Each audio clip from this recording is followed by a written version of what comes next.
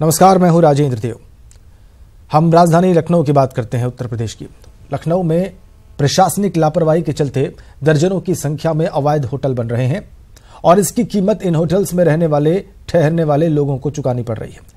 इस तरह के होटल्स की सबसे ज्यादा संख्या चारबाग, ऐशबाग और नाका हिंडोला इलाके में है और बेहद ये इलाका घना है, रेलवे स्टेशन के करीब है। कई होटल फायर सर्विस डिपार्टमेंट्स की एनओसी के बिना ही चल रहे हैं। सवाल है कि बिना अनुमति, बिना इजाजत ये होटल कैसे चल रहे हैं। साफ है इन बातों से, इन होटल्स के इस तरह चलने से कि हमारे सिस्टम में ही सुराख है। उधर अग्निशमन विभाग के निदेशक का कहना है कि विराट इंटरनेशनल के पास फायर की एनओसी नहीं थी और उसे इसके लिए नोटिस भी दिया गया था। आपको बताएं कि एसएसजे होटल में आग लगने के बाद विराट होटल भी आग की चपेट में आ गया था और घटना में 6 लोगों की मौत हो गई थी। इस तरह से सिस्टम में सुराख है और इस सुराख का फायदा उठाकर ये होटल्स चल रहे हैं इस बहुत ही डेंस पॉपुलेशन वाले, बहुत ही घनी आबादी के इलाके में। कार्रवाई केवल यहाँ नहीं लिमिट करेंगे, जो आप बात बता रहे हैं इसको जरूर सम्मिलित किया जाएगा कि बाकी जगहों पर जो चल रहा है वो किस तरह चल रहा है, यदि कोई गैरकानूनी तरीके से चल रहा है और उसमें क्या उपाय करना और कौन दोषी है, इसको भी तुरंत देखा जाएगा। रेजिडेंशियल एरिया में अगर होटल बना हुआ है तो कहीं न कहीं से उसको नो ऑब्जेक्शन मिली होगी और नहीं मिली होगी तो उसकी जांच करा के उसके विरुद्ध कार्रवाई की जाएगी। सक्षम अधिकारियों को लिखा जाएगा कि आखिर ये इसको जो है कैंसिल किया जाए, क्योंकि अल्टीमेट जो होता है फायर सर्विस तो नो ऑब्जेक्शन देती है और अल्टीमेट जो नो ऑब्जेक्शन देने का कंस्ट्रक्शन का होता है या तो वो डेवलपमेंट अथॉरिटीज़ देखती हैं या उन्हीं लोगों को लिखते हैं हम लोग, इनके विरुद्ध कार्रवाई की जाए, इसको बंद किया जाए। तो लखनऊ के होटल में हुए भीषण अग्निकांड के बाद बनारस के अवैध होटल्स पर भी सवाल खड़ा हो गया है।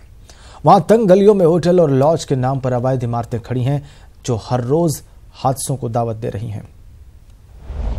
हादसे को दावत देते वाराणसी के होटल, मोक्ष की नगरी में मौत को दावत, सैलानियों की सुरक्षा से खिलवाड़। काशी में पर्यटन का व्यवसाय बहुत बड़ा है और हर साल लाखों की संख्या में देसी विदेशी पर्यटक यहां आते हैं। ऐसे में यहां होटल और लॉज का धंधा एक मुनाफे का सौदा है।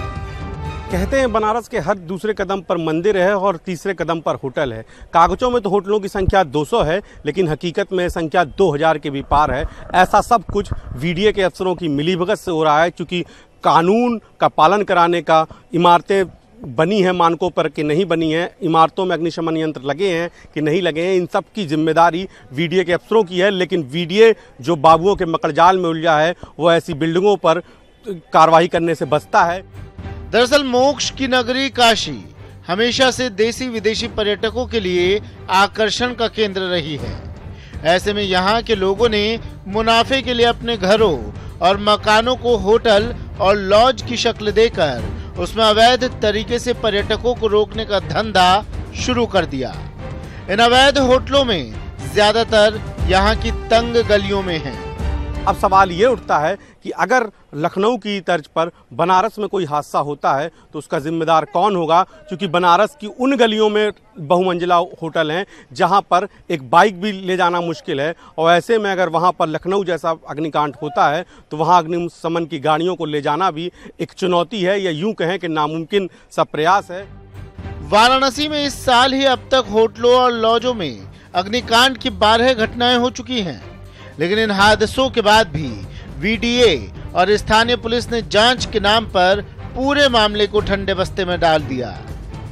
काफी लोग घाट के किनारे अपने घरों को, 1 मंजिल 2 मंजिल घरों को लॉज के रूप में कन्वर्ट कर दिए हैं और उसमें विदेशी अतिथियों को भी ठहरा रहे हैं।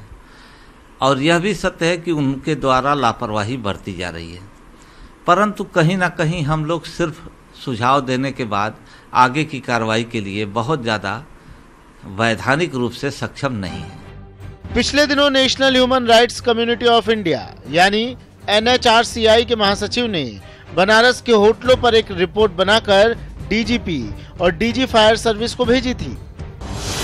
इस रिपोर्ट के मुताबिक वाराणसी के अधिकांश होटलों और गेस्ट हाउस सैलानियों के लिए सुरक्षित नहीं है। रिपोर्ट में कहा गया है कि सीसीटीवी कैमरा नहीं है या तो खराब है।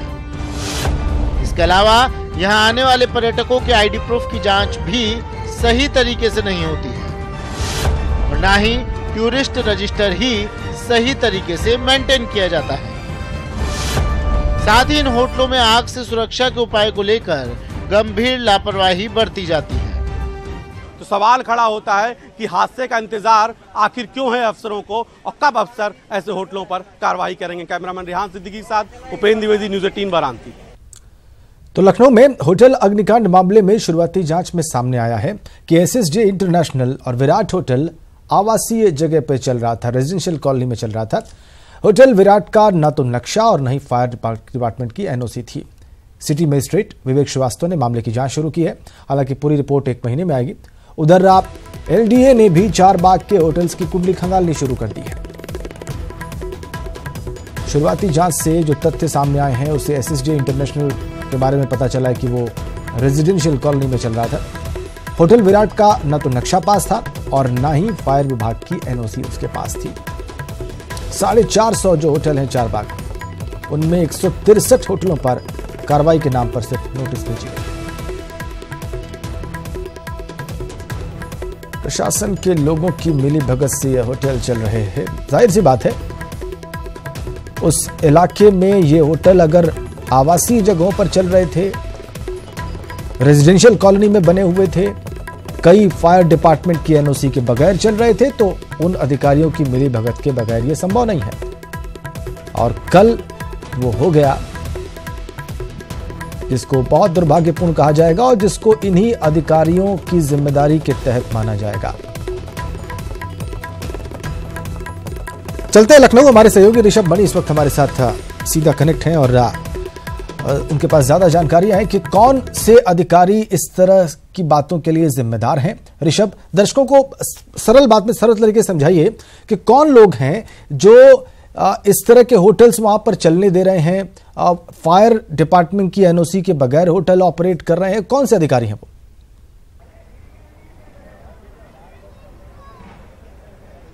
राजेंद्र, देखिए मैं बता दूं अपने दर्शकों को कि ये तकरीबन 1.5 किलोमीटर की पेरिफेरी है ये चारबाग की, जहां पे 450 से ज्यादा होटल हैं। और एक जो सूत्र हमें बताते हैं जिसमें वो कहते हैं कि करीब 150 से ज्यादा होटल अवैध हैं। ये बगल में रेलवे स्टेशन है। तमाम टूरिस्ट से लेके जिनका भी राजधानी लखनऊ में काम पड़ता है वो सब लोग यहीं पर आते हैं। यहाँ पर तमाम लोगों ने अपने घर में होटल बना दिए हैं। एसएसजे इंटरनेशनल कल जहाँ पहले आग लगी बाद में विराट तक पहुंची, एसएसजे इंटरनेशनल ने भी अपने घर का नक्शा पास कराया था और उसको 4 मंजिला होटल में तब्दील कर दिया। विराट होटल का तो नक्शा ही नहीं पास था, उनके पास फायर डिपार्टमेंट की एनओसी भी नहीं थी।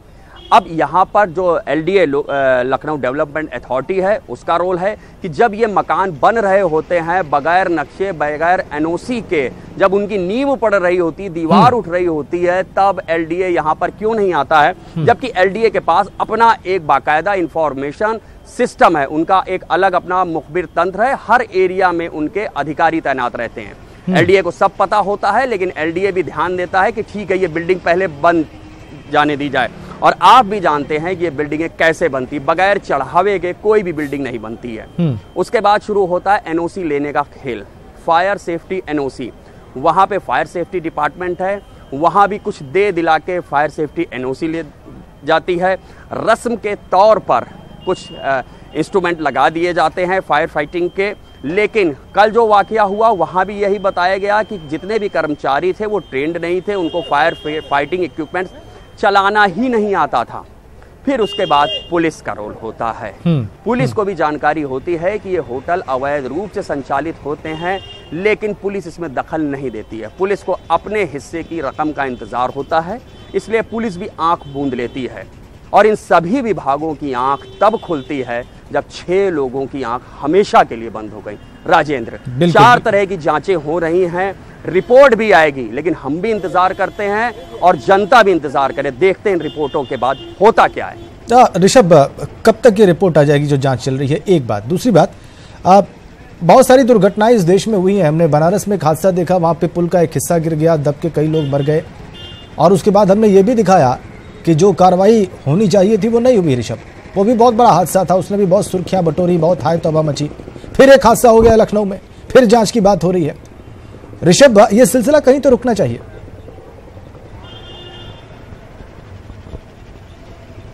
राजेंद्र, आपने बहुत सही सवाल उठाया है। प्रधानमंत्री के संसदीय क्षेत्र में इतना बड़ा हादसा होता है, एफआईआर दर्ज होती है, लेकिन बहुत दुखद है, दुर्भाग्यपूर्ण है कि अभी तक उसमें एक भी गिरफ्तारी नहीं हुई है। सिर्फ जांच के नाम पे कमेटी बनी है, कुछ अधिकारियों को सस्पेंड किया गया है, लेकिन जो आईपीसी सीआरपीसी की धाराओं में आपराधिक मुकदमा दर्ज हुआ है उसमें अभी तक किसी की गिरफ्तारी नहीं हुई है। यही यहां भी हुआ है। यहां भी दोनों होटल मालिकों के खिलाफ आईपीसी 304 गैर इरादतन हत्या की धाराओं में मुकदमा दर्ज है, लेकिन अभी तक किसी की गिरफ्तारी नहीं है। सिटी मजिस्ट्रेट साहब इसकी मैजिस्ट्रियल जांच कर रहे हैं और कहा गया है कि वो 1 महीने के अंदर इस मैजिस्ट्रियल जांच की रिपोर्ट सौंपेंगे। एडीजी लखनऊ को शासन से कहा गया है कि आप जांच कीजिए कि ये कैसे चल रहा था, मौतें क्यों हुई, कैसे हुई। जो फायर सेफ्टी डिपार्टमेंट है वो भी जांच कर रहा है, जो इलेक्ट्रिक डिस्ट्रीब्यूशन का जो डिपार्टमेंट है वो भी जांच कर रहा है। तो 4 अलग अलग जांचें हो रही हैं। हम मान के चल रहे हैं 1 महीने के अंदर इन जांच की रिपोर्ट आ जानी चाहिए, लेकिन इस रिपोर्ट पे कार्रवाई क्या होगी ये देखना होगा। राजेंद्र, बिल्कुल बिल्कुल बिल्कुल ऋषभ, बहुत धन्यवाद आपका इन जानकारियों के लिए। और हम इस स्टोरी को ट्रैक करेंगे।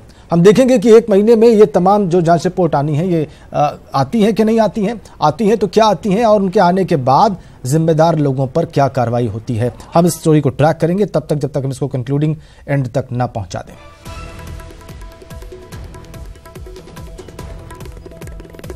बड़ी संख्या में अवैध होटल, अभी हमारे सहयोगी ने बताया 450 के आसपास, तो सिर्फ एक इलाके में 1.5 किलोमीटर के रेंज में, उसकी परिधि में, और उनमें से 163 जो है वो किसी और प्रकार के नक्शे पर पास होकर बन रहे हैं। कईयों का घर का नक्शा पास है, उसमें होटल चल रहे हैं। कईयों को फायर डिपार्टमेंट की एनओसी नहीं है, उसके बाद भी वो चल रहे हैं।